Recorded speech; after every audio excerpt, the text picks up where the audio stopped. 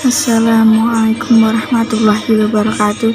Jemaah yang dirahmati Allah Subhanahu wa Ta'ala, dalam kesempatan kali ini izinkan saya menyampaikan ceramah singkat tentang ikhlas yang menjadi syarat diterimanya amal.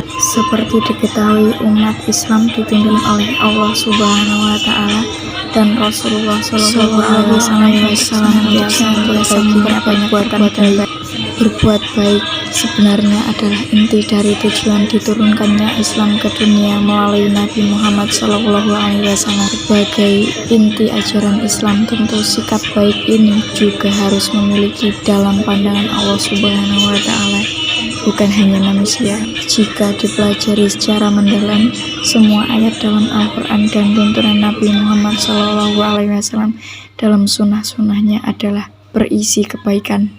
Dalam salah satu ayat Al-Quran, Allah Subhanahu wa Ta'ala dengan jelas memerintahkan umat Islamnya untuk berbuat baik.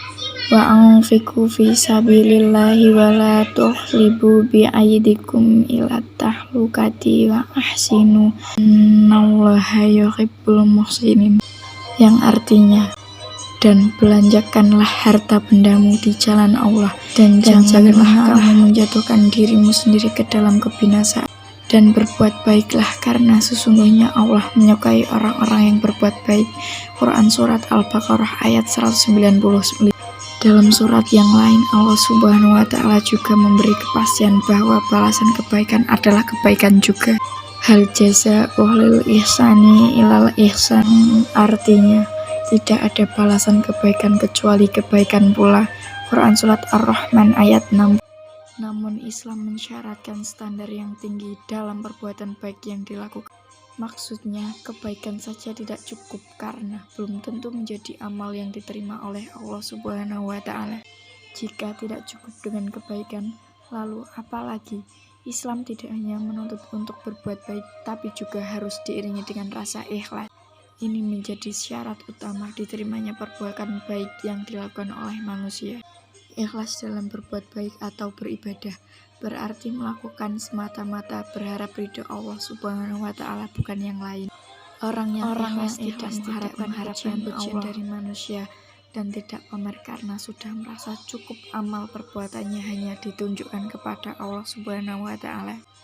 Dalam ayat lain disebut, Qul amra rabbi bihis wa malahimu wujuhakum inda kulli masjidil wa uhdu mukhlisina lahuddi kama ba'da'akum ta'udun, yang artinya, katakanlah Tuhanku menyuruh menjalankan keadilan, dan katakanlah luruskanlah muka dirimu di setiap sembahyang dan sembahan Allah dengan mengikhlaskan ketaatanmu kepadanya, sebagaimana Dia telah menciptakanmu pada permulaan.